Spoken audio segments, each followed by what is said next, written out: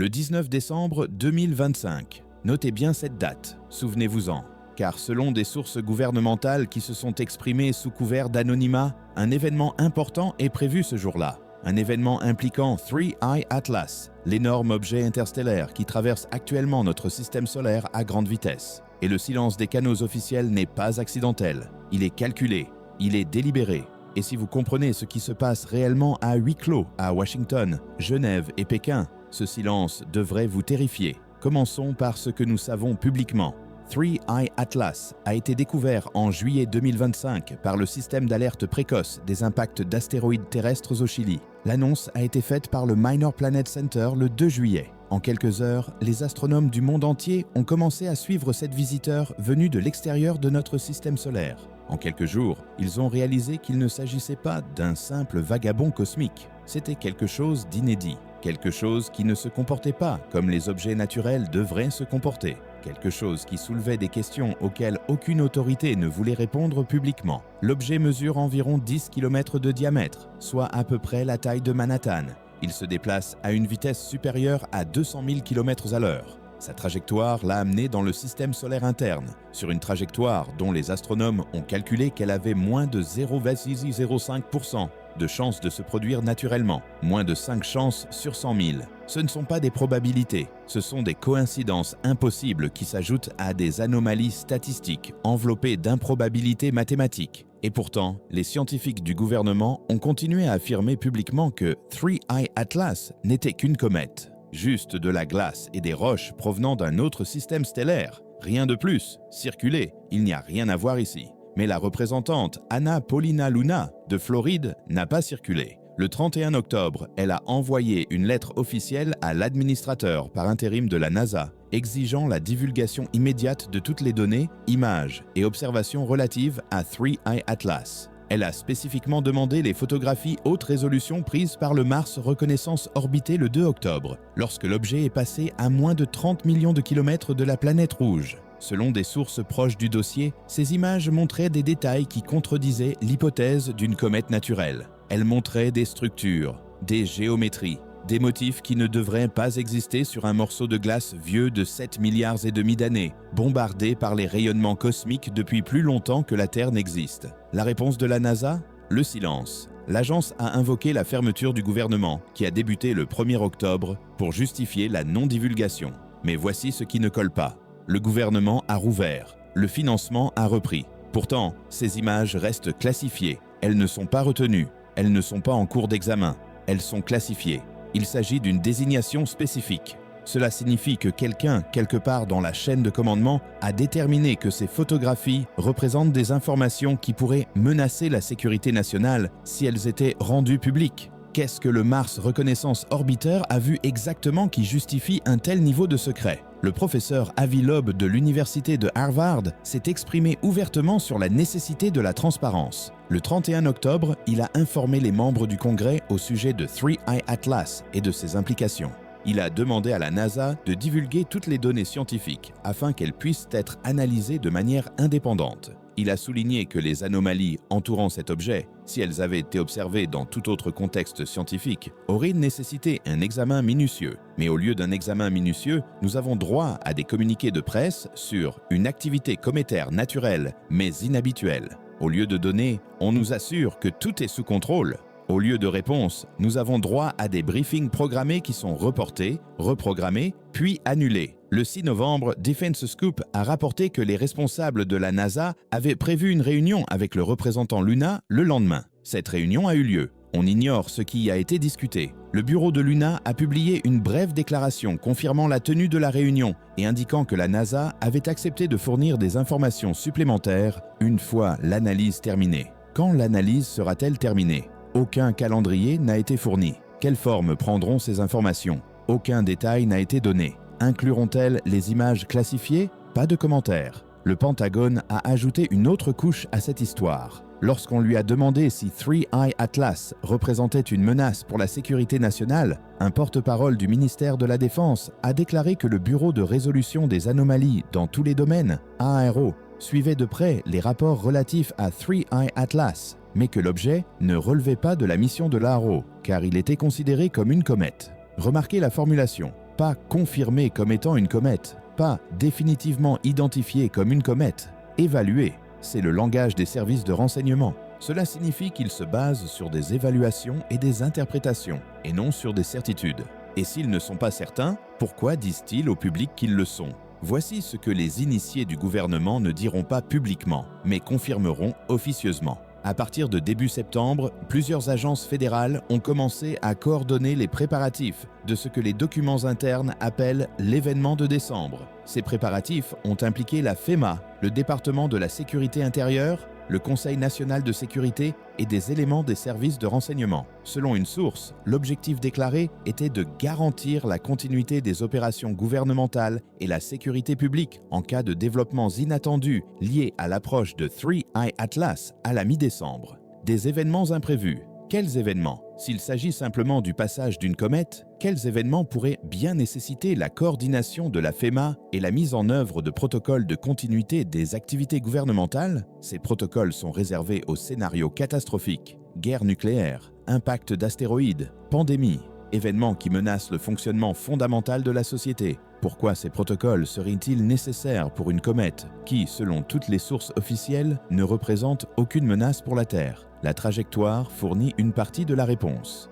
Three Eye Atlas a atteint son périhélie, son point le plus proche du Soleil, le 30 octobre. À ce moment-là, elle se trouvait du côté opposé du Soleil par rapport à la Terre, complètement obscurcie, inobservable depuis les télescopes terrestres. Seuls les équipements spatiaux, SOO, stéréo, le télescope spatial James Webb ont pu voir ce qui s'est passé pendant ces heures cruciales, et selon plusieurs sources, ce qui s'est passé pendant le périhélie n'était pas un comportement cométaire normal. L'objet s'est éclairé de manière explosive, bien au-delà des niveaux prévus. La composition de ses émissions a changé. Et sa trajectoire, qui avait été calculée avec précision sur la base de plusieurs mois d'observation, s'est écartée de 4 secondes d'arc par rapport à la trajectoire prévue. 4 secondes d'arc, cela ne semble pas significatif. C'est une mesure angulaire minuscule, à peine perceptible même avec des instruments sophistiqués. Mais lorsque vous suivez un objet se déplaçant à 200 000 km à l'heure à travers les distances interstellaires, 4 secondes d'arc se traduisent par des centaines de milliers de kilomètres de différence de position. Quelque chose a fait changer de cap à Three Eye Atlas. Pas de beaucoup, juste assez pour ajuster légèrement sa trajectoire.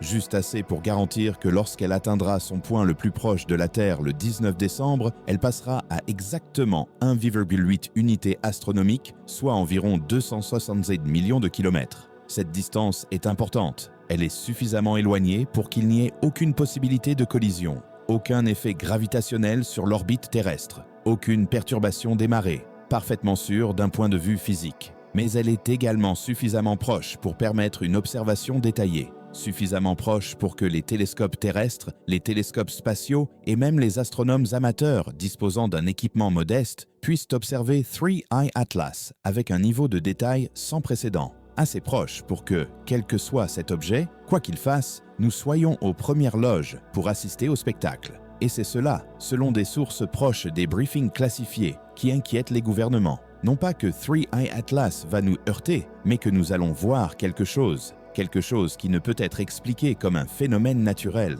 quelque chose qui nous obligera à admettre, à contre-cœur, ce qu'est réellement cet objet. Considérez la direction d'arrivée. Three Eye Atlas est entré dans le système solaire à partir d'une trajectoire qui remonte à une région du ciel située à moins de 9 degrés de la célèbre source du signal WOW.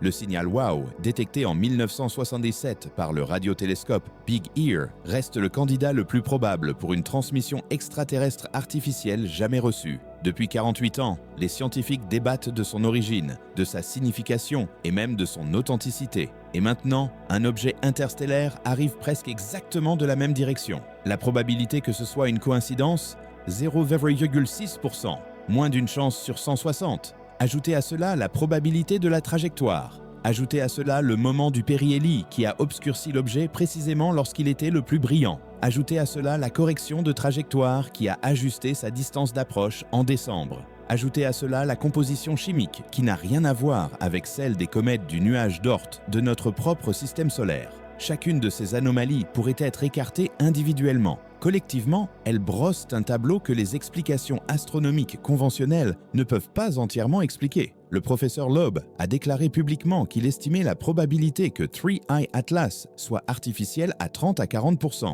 Il ne s'agit pas d'une spéculation marginale. C'est un astrophysicien de Harvard, ancien directeur du département d'astronomie, qui affirme qu'il y a une chance sur 3 pour que cet objet ait été fabriqué, construit, envoyé ici délibérément. Et les responsables gouvernementaux, ceux qui ont vu les données classifiées, ceux qui ont examiné l'analyse qui n'a pas été rendue publique, ne le contredisent pas. Ils ne le traitent pas de fou. Ils ne publient pas de communiqué expliquant pourquoi il a tort. Ils restent silencieux. Et ce silence est assourdissant. Derrière des portes closes, les conversations sont différentes. Selon une source des services de renseignement, une évaluation classifiée réalisée fin octobre a conclu que 3I Atlas présentait des caractéristiques incompatibles avec la formation et le comportement naturel d'une comète. L'évaluation n'a pas conclu qu'il s'agissait d'un objet artificiel, mais elle n'a pas non plus pu conclure qu'il s'agissait d'un objet naturel. La recommandation était de maintenir une surveillance continue, de se préparer à plusieurs scénarios et d'éviter les déclarations publiques qui pourraient devoir être rétractées par la suite. En d'autres termes, ne dites pas aux gens qu'il s'agit certainement d'une comète, car nous pourrions devoir admettre qu'il s'agit d'autre chose. L'Agence spatiale européenne s'est montrée plus ouverte, du moins relativement. Début novembre, les scientifiques de l'ESA ont publié les résultats préliminaires des observations effectuées par plusieurs engins spatiaux et stations au sol. Ces résultats ont confirmé des émissions électromagnétiques inhabituelles provenant de 3I Atlas. Il ne s'agit pas de signaux radio, ni du type de transmission modulée que l'on associerait à une communication délibérée, mais d'une activité électromagnétique qui ne correspond pas au processus plasmatique autour des comètes naturelles. Une activité qui suggère une production d'énergie interne. Une activité qui, selon les termes d'un chercheur de l'ESA s'exprimant anonymement, ressemble étrangement à quelque chose qui fonctionne à l'intérieur de cet objet. Fonctionne. Au présent, pas une technologie ancienne en sommeil enfermée dans la glace. En fonctionnement. Actif. Fonctionnel. Faisant quelque chose, même si nous ne comprenons pas quoi. Le télescope spatial James Webb a observé 3I Atlas en août, avant le périhélie. La NASA a publié certaines de ces données fin août, montrant que la surface de l'objet avait été transformée par des milliards d'années de bombardement de rayons cosmiques. Le rayonnement avait pénétré à une profondeur de 15 à 20 mètres, créant ce que les scientifiques ont appelé une croûte traitée par rayonnement. Cette annonce a été modérément relayée par les médias. Ce qui n'a pas été rendu public, c'est ce que les instruments de Webb ont détecté sous cette croûte. L'analyse spectroscopique a révélé des structures internes dont la composition ne correspond ni à celle de la glace, ni à celle de la roche. Des symétries que les processus d'accrétion naturelle ne produisent pas. Des vides, des chambres, des géométries qu'un analyste a qualifiées de architecturales. Cette analyse reste classifiée. Le scientifique qui en a fait mention l'a fait lors d'une conversation privée, lors d'une conférence internationale à Genève fin septembre. Depuis, ce scientifique a reçu l'ordre de ne pas discuter publiquement de 3I Atlas en attendant l'achèvement de l'examen par les pairs. Un examen par les pairs qui, selon plusieurs sources, a été reporté indéfiniment à la demande de la NASA. Parce que les résultats sont controversés, parce qu'ils sont incertains ou parce qu'ils sont certains et que quelqu'un a décidé que le public n'était pas prêt pour ce qu'il révèle. Le 19 décembre approche. Il reste 40 jours à compter de la rédaction de cet article. 40 jours avant que 3I Atlas n'atteigne son point le plus proche de la Terre. 40 jours avant que des millions d'observateurs à travers le monde puissent pointer leur télescope vers cet objet et voir par eux-mêmes ce qui se passe. Et voici ce que les gouvernements savent, mais n'ont pas dit publiquement. Ils ne pourront plus contrôler le récit une fois que cela se produira. Ils ne peuvent pas classer confidentielles les photos prises par des astronomes amateurs depuis leur jardin. Ils ne peuvent pas empêcher les observateurs internationaux de partager leurs données de manière indépendante. L'événement de décembre, quel qu'il soit, se déroulera sous les yeux de tous ceux qui souhaitent l'observer. C'est pourquoi des préparatifs sont en cours. C'est pourquoi la FEMA est impliquée. C'est pourquoi les protocoles de continuité du gouvernement ont été activés. Non pas parce que 3I Atlas représente une menace physique, mais parce qu'il représente une menace informationnelle, une menace pour le discours officiel sur la place de l'humanité dans l'univers, une menace pour l'hypothèse rassurante selon laquelle nous sommes seuls, que les visiteurs interstellaires ne sont que des rochers et de la glace, que rien là-haut ne s'intéresse à nous. Si 3I Atlas est ce que certains scientifiques pensent en privé, tout change. Et les gouvernements, par nature, ne gèrent pas bien les changements de paradigme. Ils les gèrent avec prudence, avec contrôle, avec une divulgation soigneusement gérée. L'armée sait quelque chose. Plusieurs sources confirment que des unités de la force spatiale, des réseaux de surveillance par satellite et des agences de renseignement de tous les pays de l'OTAN ont été chargés de surveiller en permanence Three Eye Atlas depuis début septembre. Il ne s'agit pas d'une observation astronomique de routine, il s'agit d'un suivi opérationnel classifié utilisant des moyens normalement réservés à la surveillance des satellites hostiles, des lancements de missiles et des menaces potentielles pour la sécurité nationale. Lorsque les ministères de la Défense du monde entier commencent à traiter une comète comme une préoccupation militaire, il faut se demander ce qu'ils savent que le public ignore. Commençons par le Réseau international d'alerte aux astéroïdes, IAVN. L'IAVN a été créé spécifiquement pour coordonner la réponse mondiale aux objets géocroiseurs susceptibles de présenter un risque d'impact. Il compte parmi ses membres les agences spatiales des États-Unis, de l'Europe, du Japon, de la Russie, de la Chine et de dizaines d'autres pays.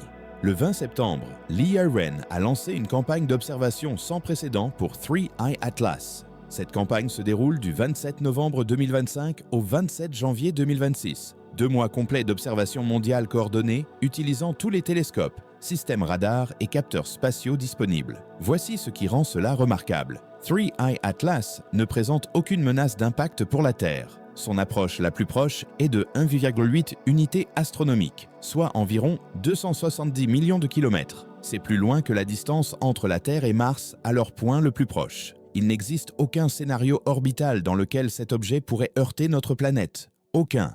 Alors pourquoi le réseau de défense planétaire, conçu explicitement pour protéger la Terre des impacts d'astéroïdes, consacre-t-il 2 mois d'observation intensive à quelque chose qui ne peut en aucun cas nous menacer physiquement? Selon plusieurs sources proches de la planification de l'IAVN, la réponse est que la campagne d'observation ne vise pas à protéger la Terre de Three Eye Atlas. Il s'agit plutôt de documenter ce que fait Three Eye Atlas lors de son approche la plus proche. Quels signaux émet-il? Quelles corrections de trajectoire effectue-t-il?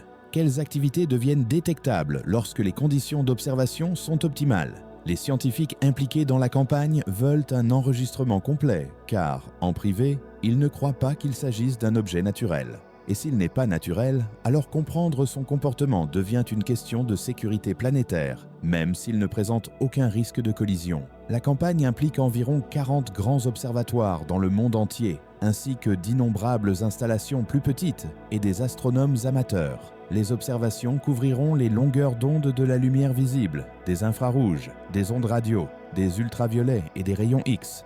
Plusieurs engins spatiaux y participeront, notamment le télescope spatial James Webb, le télescope spatial Hubble, l'observatoire à rayons X Chandra et de nombreux satellites d'observation de la Terre pouvant être utilisés pour l'observation astronomique. Il s'agit du programme d'observation le plus complet jamais organisé pour une seule comète ou un seul astéroïde. Le coût s'élève à plusieurs centaines de millions de dollars si l'on tient compte du temps d'utilisation des télescopes, du fonctionnement des engins spatiaux, du traitement des données et du personnel. On ne dépense pas une telle somme sans raison valable. L'implication militaire est plus importante que la plupart des gens ne le pensent. Selon des analystes de la défense qui se sont exprimés sous couvert d'anonymat, les unités de la force spatiale chargées de surveiller les objets orbitaux ont reçu des briefings classifiés sur Three Eye Atlas à la mi-septembre. Ces briefings comprenaient des prévisions de trajectoire, des données spectroscopiques et des analyses suggérant que l'objet présente des caractéristiques incompatibles avec une formation naturelle.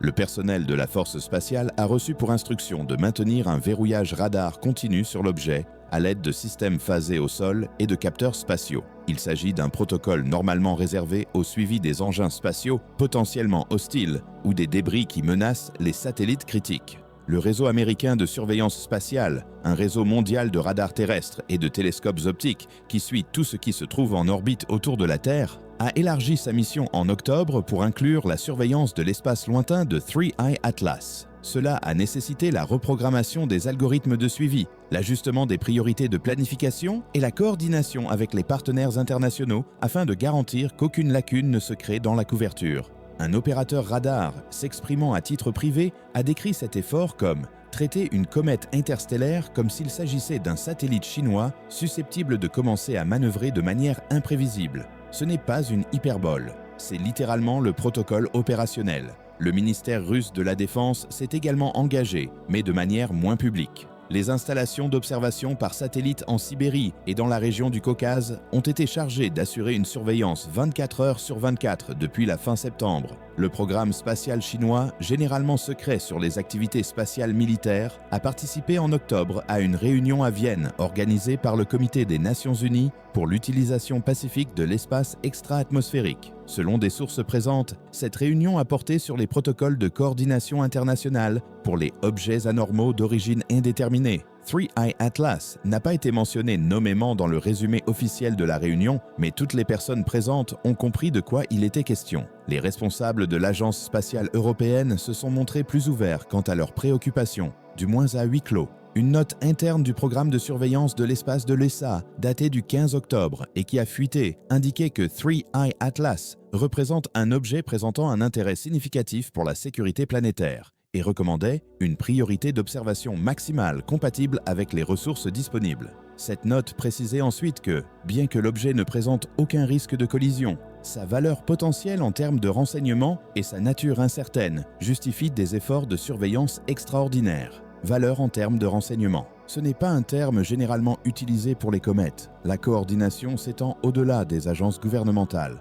Des entreprises spatiales privées disposant de capacités d'observation, notamment SpaceX, Blue Origin et plusieurs sociétés d'imagerie satellite, ont été contactées pour fournir des données. Certaines ont accepté volontairement. D'autres ont reçu ce que des sources ont qualifié de demande ferme de la part des agents de liaison du ministère de la Défense. Un dirigeant d'une société d'imagerie, s'exprimant sous couvert d'anonymat, a déclaré avoir été invité à réaffecter des satellites commerciaux d'observation de la Terre pour surveiller Three Eye Atlas pendant des périodes spécifiques. Lorsqu'il a demandé pourquoi des satellites civils conçus pour l'imagerie terrestre seraient nécessaires pour l'observation astronomique, le dirigeant s'est vu répondre qu'il s'agissait d'une question de sécurité nationale et qu'il n'était pas approprié de poser d'autres questions. Les marchés financiers n'ont pas manqué d'en saisir les implications. Fin octobre, les entreprises de défense disposant de capacités de surveillance spatiale ont connu une activité boursière inhabituelle. Les actions des entreprises fabriquant des systèmes de télescopes, des équipements radars et des capteurs spatiaux ont connu des pics de volume et de légères hausses de prix. Les analystes de marché ont noté ces mouvements, mais n'ont pas pu identifier de catalyseur spécifique. Aucun contrat gouvernemental n'avait été annoncé. Aucun rapport sur les résultats n'avait dépassé les attentes. Il s'agissait simplement d'une accumulation discrète par des investisseurs institutionnels qui semblaient savoir quelque chose que le marché dans son ensemble ignorait. Suivez l'argent et vous trouverez des gens qui se préparent à quelque chose d'important. Les compagnies d'assurance sont également attentives. Lloyd's of London, qui souscrit des polices pour les opérateurs de satellites et les entreprises spatiales, a publié début novembre des directives internes sur les risques potentiels liés aux objets interstellaires. Ces directives ne mentionnaient pas spécifiquement Three Eye Atlas, mais le timing était frappant. Elles recommandaient aux opérateurs de satellites de revoir leur protocole de prévention des collisions et de déterminer si leur couverture actuelle était suffisante pour faire face à des vecteurs de menaces non traditionnels. Traduction: si quelque chose d'inattendu se produit en décembre, ne supposez pas que vos polices actuelles vous indemniseront sans poser de questions. Les institutions universitaires proposant des programmes d'astronomie ont remarqué une pression de la part des sponsors gouvernementaux. Plusieurs chercheurs participant aux observations de Three Eye Atlas ont déclaré avoir été invités à signer des accords de confidentialité supplémentaires avant de pouvoir accéder à certains ensembles de données. C'est inhabituel. La recherche scientifique fonctionne normalement selon les principes de la publication ouverte et de l'évaluation par les pairs. Les accords de confidentialité sont rares, en dehors des projets de défense classifiés. Pourtant, ici, des astronomes civils qui observent une comète visible par le public se voient demander de restreindre ce dont ils peuvent discuter. Un professeur qui a refusé d'être nommé par crainte de compromettre son financement futur a décrit la situation comme « sans précédent dans ma carrière de 30 ans ». Le cadre juridique est flou. Le traité sur l'espace extra-atmosphérique, signé en 1967, établit les principes du droit international de l'espace. Il interdit aux nations de revendiquer la souveraineté sur les corps célestes et exige que les activités spatiales soient menées à des fins pacifiques. Mais que se passe-t-il lorsqu'un corps céleste n'est peut-être pas naturel ?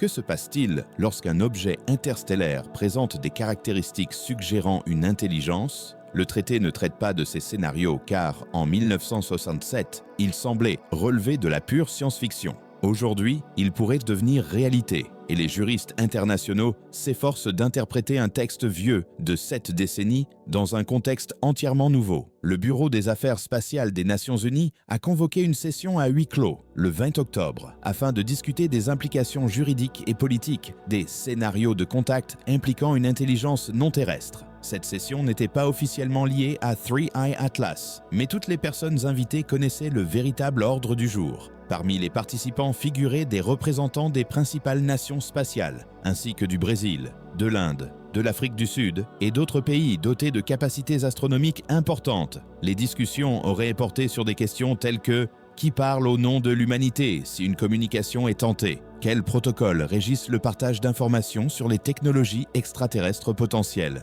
Comment les nations coordonnent-elles leurs réponses à des objets qui pourraient être des plateformes de surveillance provenant d'autres civilisations? Ce ne sont plus des questions académiques, ce sont des défis politiques concrets auxquels les gouvernements sont confrontés aujourd'hui. Et à en juger par l'atmosphère qui régnait lors de cette réunion, le consensus s'avère difficile à atteindre. La Russie et la Chine prônent un contrôle strict de l'information et une coordination internationale centralisée par l'intermédiaire de l'ONU.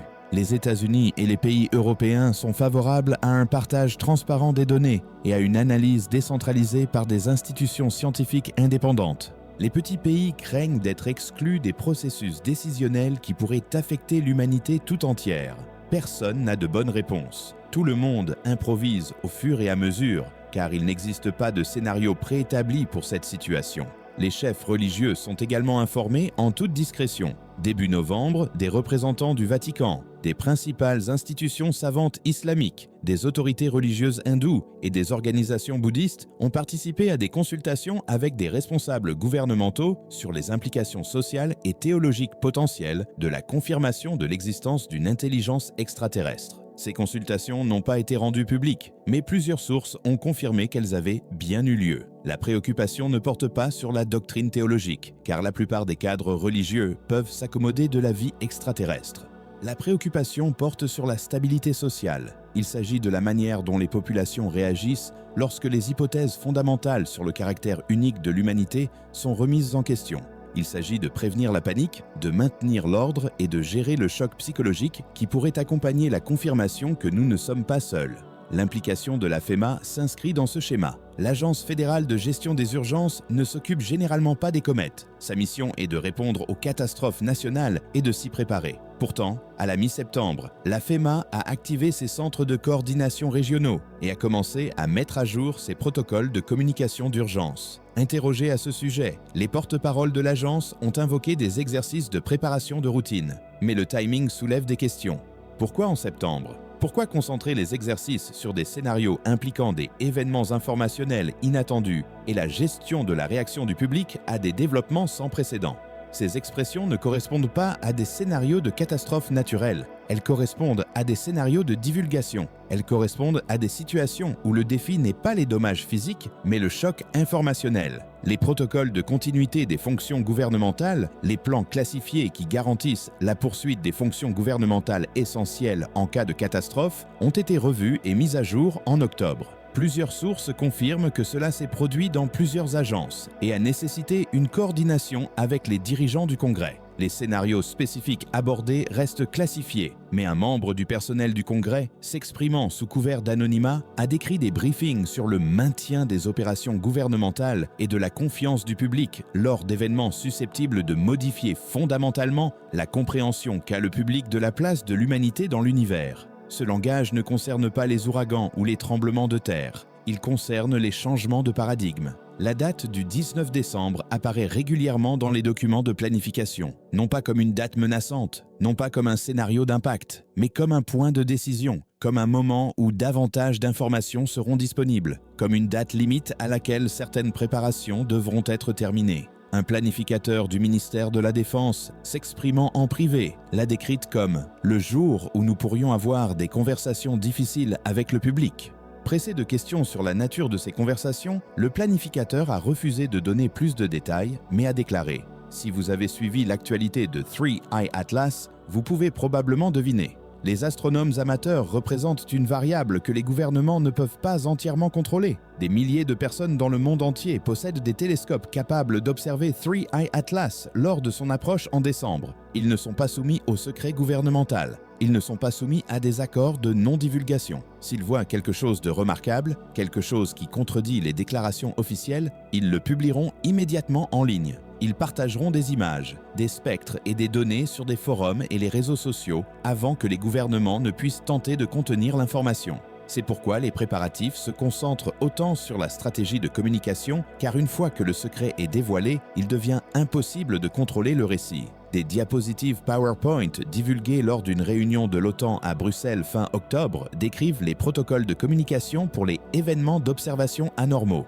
Les diapositives décrivent un système de réponse à plusieurs niveaux. Niveau 1, les observations qui peuvent être expliquées par des cadres scientifiques conventionnels sont annoncées par les canaux habituels, les communiqués de presse de la NASA, les publications scientifiques, les procédures standards. Niveau 2, les observations qui remettent en question les explications conventionnelles mais ne prouvent pas de manière définitive une origine artificielle donnent lieu à des déclarations soigneusement formulées soulignant l'incertitude et la nécessité d'analyses supplémentaires. Niveau 3, les observations qui fournissent des preuves convaincantes d'une origine artificielle déclenchent des stratégies de communication internationales coordonnées impliquant les chefs d'État, le secrétaire général de l'ONU et des briefings multilingues simultanés conçus pour maximiser le calme et minimiser la panique. Personne ne s'attend au niveau 1. Si 3I Atlas n'était qu'une comète, nous n'aurions pas ces conversations. La préparation concerne les niveaux 2 ou 3, pour le moment où la reconnaissance officielle deviendra inévitable.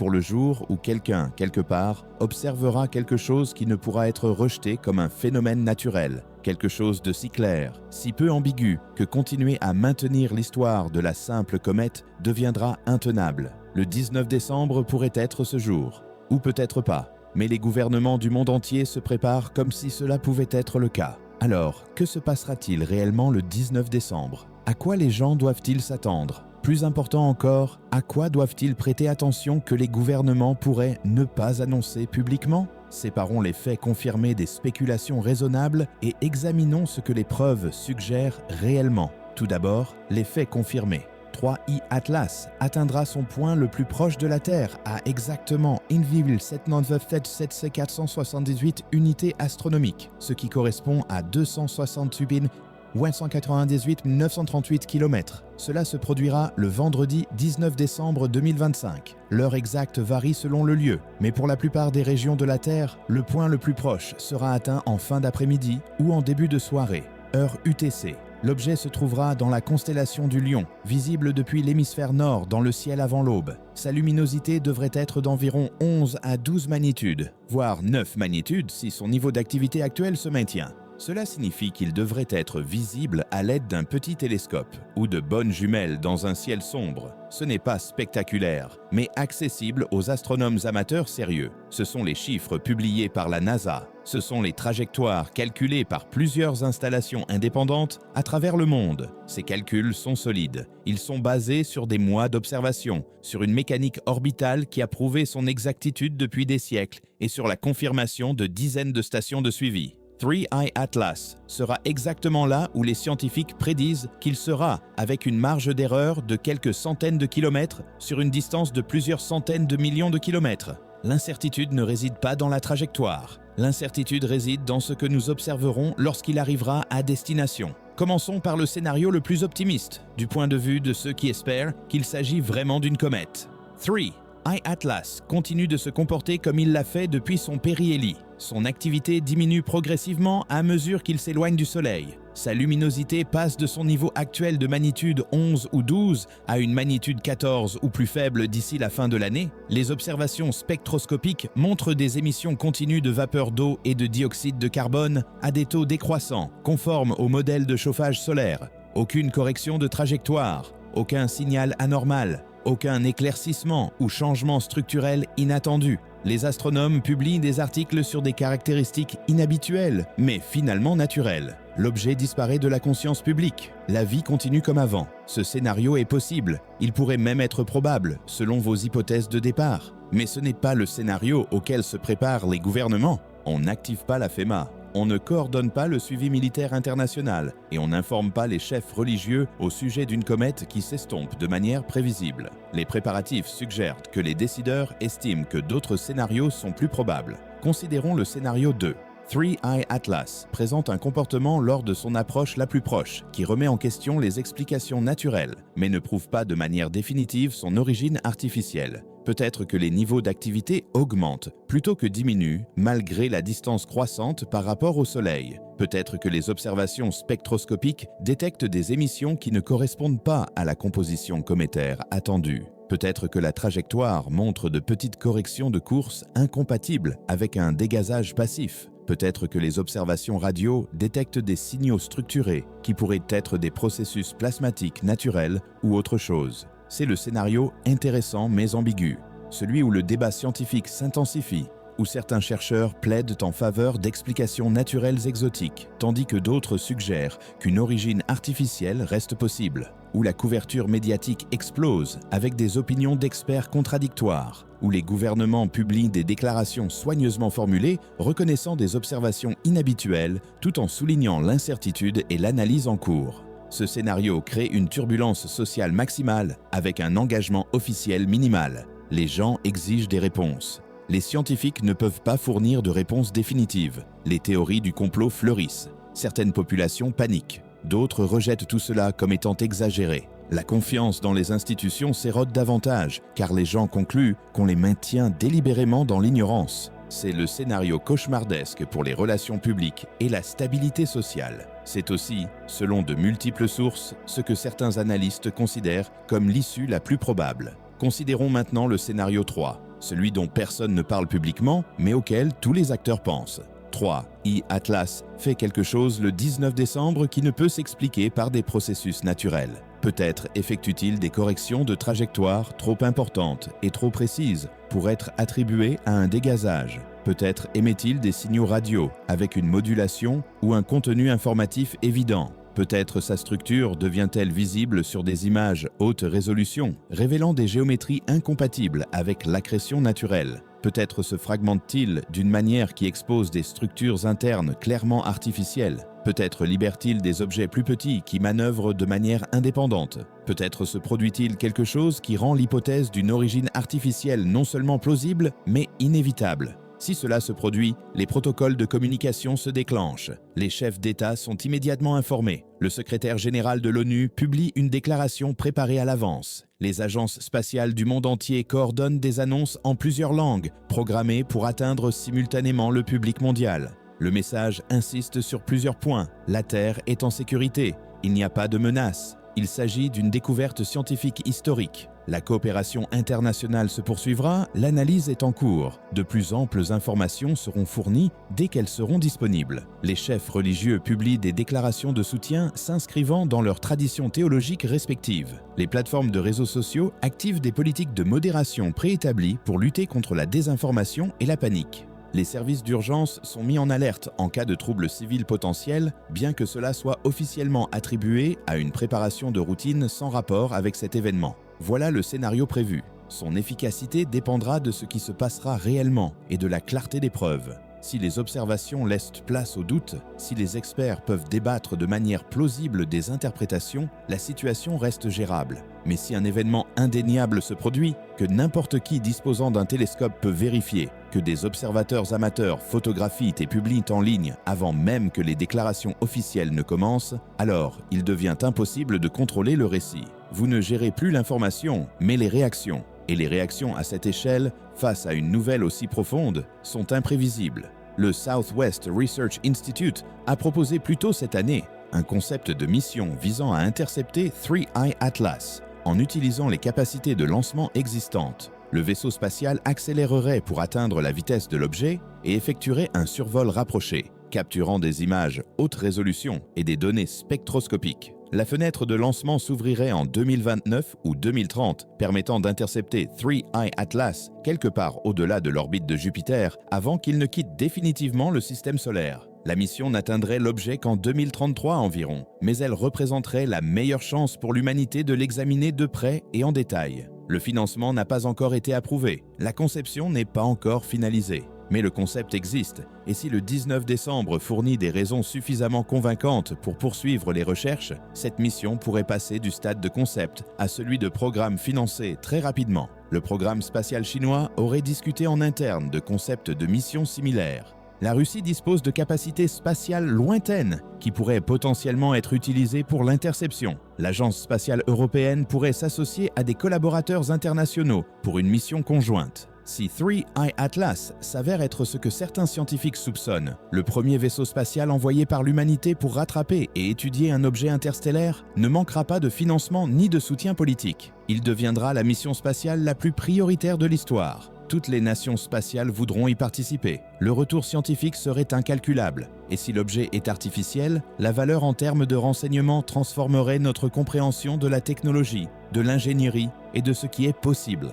Mais cela n'arrivera pas avant des années. Le 19 décembre est dans 6 semaines. 6 semaines avant la meilleure occasion d'observation que nous aurons, lorsque 3I Atlas traversera le système solaire interne avant de se diriger vers Jupiter et au-delà, dans l'obscurité. Ce qui se passera pendant ces 6 semaines dépendra en partie de ce que fera l'objet, en partie de ce que les observateurs détecteront, et en partie des décisions prises par les autorités gouvernementales quant aux informations à divulguer et au moment de le faire. Les astronomes amateurs ont un rôle crucial à jouer. Ils constituent un réseau d'observation distribué que les gouvernements ne peuvent contrôler. Des milliers de personnes équipées de télescopes, d'appareils photo et d'une connexion Internet. Si quelque chose d'extraordinaire se produit, ils le verront, ils le documenteront, ils le partageront. C'est pourquoi l'Union astronomique internationale a coordonné la campagne d'observation de 2 mois impliquant des astronomes amateurs du monde entier. Mieux vaut les organiser, les faire partager leurs données par des canaux établis, suivre des protocoles d'observation standardisés, plutôt que de les laisser opérer indépendamment, sans coordination.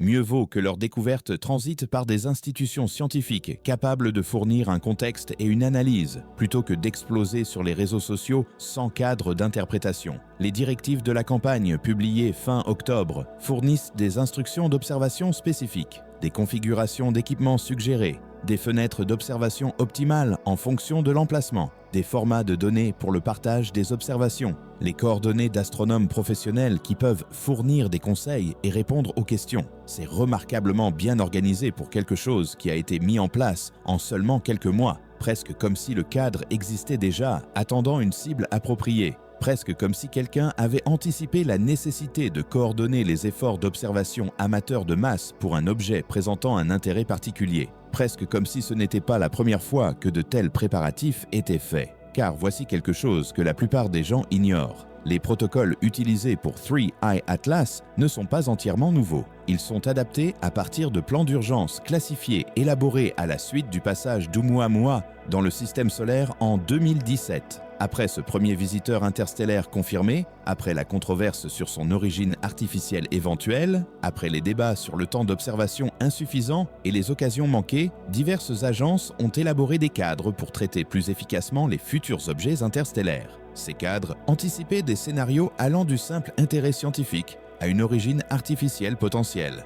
Ils décrivaient des stratégies de communication, la coordination des observations, des mécanismes de coopération internationale et des protocoles d'information du public. 3I Atlas est le premier test concret de ces cadres. Le 19 décembre montrera s'il fonctionne. Le moment choisi est remarquable. Le 19 décembre est proche du solstice d'hiver dans l'hémisphère nord, le jour le plus court de l'année. C'est symboliquement riche si vous êtes enclin à ce genre de réflexion. C'est également important d'un point de vue pratique, car cela offre un maximum d'heures d'obscurité pour l'observation depuis les latitudes nordiques, où se trouvent la plupart des grands observatoires. On ne sait pas si c'est une coïncidence ou si la trajectoire de 3I Atlas a naturellement conduit à une approche maximale proche du solstice. La mécanique orbitale suggère que c'est naturel, mais la mécanique orbitale suggérait également que la trajectoire d'arrivée depuis la source du signal WOW était naturelle, jusqu'à ce que vous calculiez la probabilité et réalisiez qu'elle était statistiquement extraordinaire. Accumulez suffisamment de coïncidences extraordinaires et elles cessent de ressembler à des coïncidences. C'est l'argument de base d'Avi-Loeb.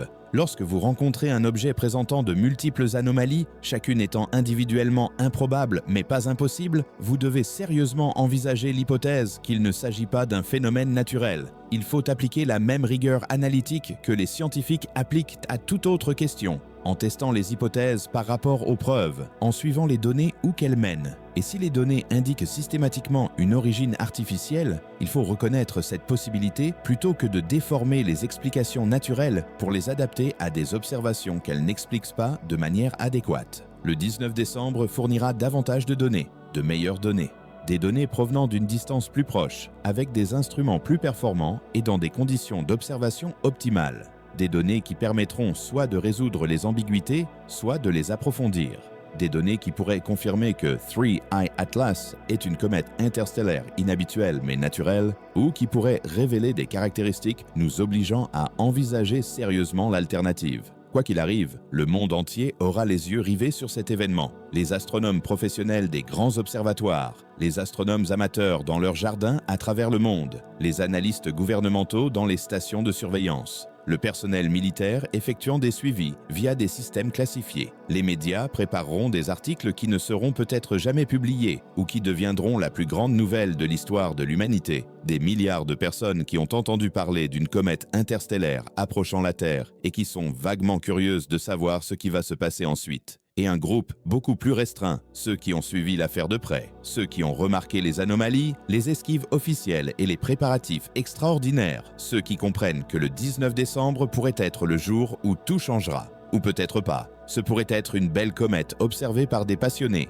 étudiée par des scientifiques et oubliée par tout le monde en quelques semaines. Elle pourrait sombrer dans l'obscurité astronomique, devenir une note de bas de page dans les catalogues d'objets interstellaires, dont on se souviendrait principalement comme étant le troisième visiteur de ce type que nous ayons détecté. Ce résultat est possible, peut-être même probable. Mais si vous êtes un gouvernement mondial, si vous êtes responsable du maintien de la stabilité sociale et de la confiance publique, vous ne pouvez pas vous contenter d'envisager le meilleur scénario. Vous devez vous préparer à d'autres scénarios. Et les préparatifs, les briefings classifiés, le suivi militaire, l'activation de la FEMA, les consultations religieuses, les protocoles de communication, tout cela suggère que ceux qui ont accès à l'ensemble des informations ne parient pas sur le meilleur scénario.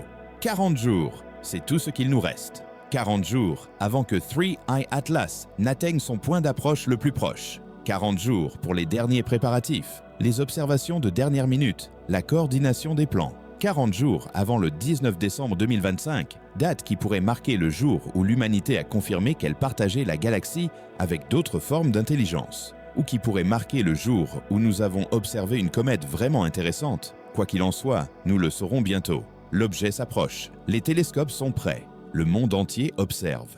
Et quelle que soit la vérité que 3I Atlas recèle, quels que soient les secrets qu'elle pourrait révéler, quelles que soient les questions auxquelles elle nous confronte, le 19 décembre apportera des réponses. Que nous soyons prêts ou non à les entendre.